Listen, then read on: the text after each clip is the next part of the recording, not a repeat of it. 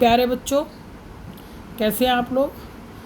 हम कक्षा 8 का गणित पढ़ रहे हैं और जैसे कि आप मेरी पहली वीडियो में देख चुके हैं, हम कक्षा 8 का एक्सरसाइज नंबर 1A का 2 सवाल हमने पहले सीख लिए थे। आज हम तीसरे सवाल की ओर बढ़ रहे हैं। जैसे कि देखिए, आपकी पुस्तिका में लिखा है तीसरे सवाल में हर का ला सा लेकर सरल कीजिए। रकम लिखी है 5/12 जमा ब्रैकेट बंद -7/16। चलिए हम इसको हल करने सबसे पहले हम इसका पहले इसको खोलेंगे ब्रैकेट को। ये हमारी रकम थी 5/12, हमने ब्रैकेट खोलेंगे। जैसे कि मैंने आपको पिछली वीडियो में बताया था, ये जो चिन्ह है, इस जमा के चिन्ह की इसके साथ, इस अंदर वाली रकम के साथ, पूरी रकम के साथ गुणा है, और इस चिन्ह की इस माइनस का जो चिन्ह है इसके साथ भी गुणा है। तो जब हमने आपको पहले ही समझा रखा है गणितीय नियम के अनुसार, जब जमा और घटा के दो चिन्ह आपस में मतलब कि गुणा करते हैं तो चिन्ह किसका आता है? माइनस का आता है, घटा का चिन्ह आता है। तो हम इसको इस प्रकार से लिख देंगे। अब देखिए, प्रश्न में पहले ही लिखा था कि आपको लासा लेकर इसको हल करना है। अब लासा का क्या अर्थ है कि जो इसके नीचे की संख्याएं हैं, हम इनका लघुत्तम समावर्तक निकालेंगे, जो कि इस प्रकार से हम निकालेंगे। नीचे की रकम है हमारी 12 और 16। अब हम देखेंगे दोनों ही रकम किस पहाड़े में आती हैं। चलिए हम इसको 2 से करते हैं। 2 के पहाड़े को 12 तक पढ़ेंगे तो आया 6, फिर 16 तक पढ़ेंगे तो आया 8। फिर ये रकम देखेंगे किससे जाती हैं, तो हमने किया 2 3 6, 2 चौक 8। फिर देखिए ये तो 3 है, विषम संख्या हो गई, लेकिन यहाँ भी 4 है, तो हम इसको फिर से 2 से करेंगे। 3 को ऐसी का ऐसी लिखेंगे।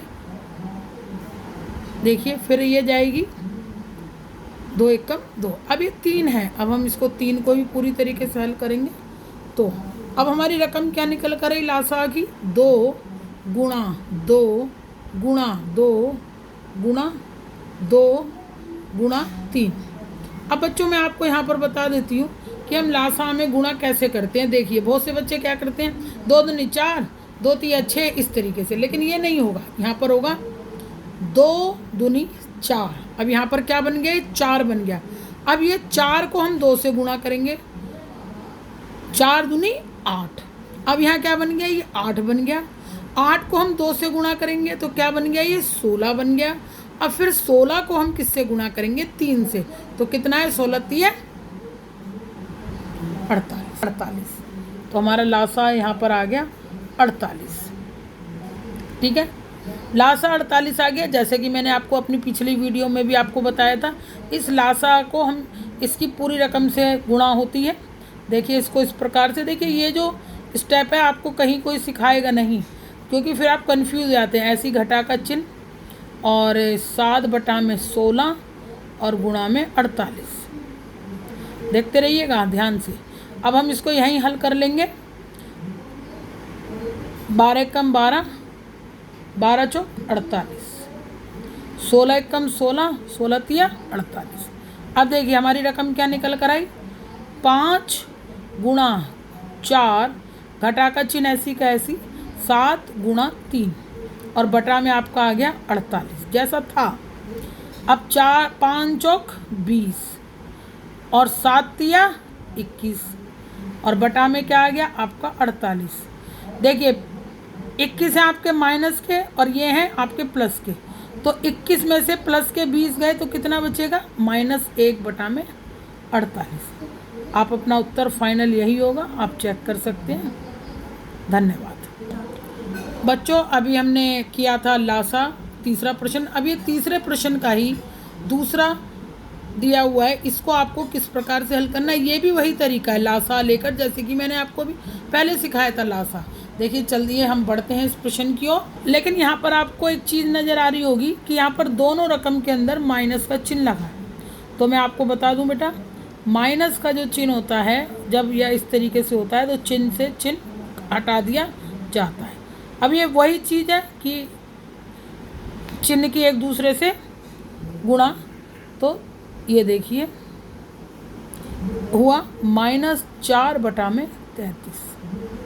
अब हमें इसका एलसीएम लेना है, तो हम क्या करेंगे, देखिए इधर आइए, 11 और 33 का हम एलसीएम लेंगे।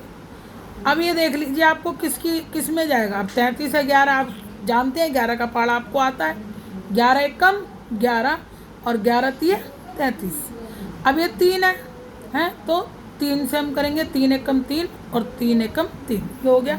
तो हमारा क्या निकल कर आए, 11 गुणा 3 बराबर हमारा 33।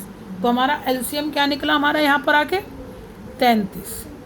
वही तरीका जो मैंने आपको सिखाया था, कंफ्यूज नहीं होंगे बिल्कुल भी। इस 33 की इस पूरे लघुत्तम के साथ में गुणा है और ये चिन्ह ऐसी का ऐसी आ गया, 4/33 और गुणा में 33। 11 एकम 11, 11 तिया 33, 33 एकम 33, ठीक है, ये कट गया। फिर से वही चीज़, 3 गुणा 3, घटा का चिन्ह ऐसी का ऐसी, 4 गुणा 1 और बटा में आपका 33।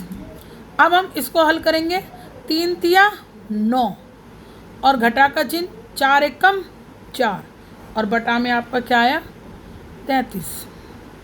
तो अब ये प्लस के हैं 9 और ये माइनस के हैं 4, तो 9 में से हमने 4 को घटाया तो कितना आया, 5।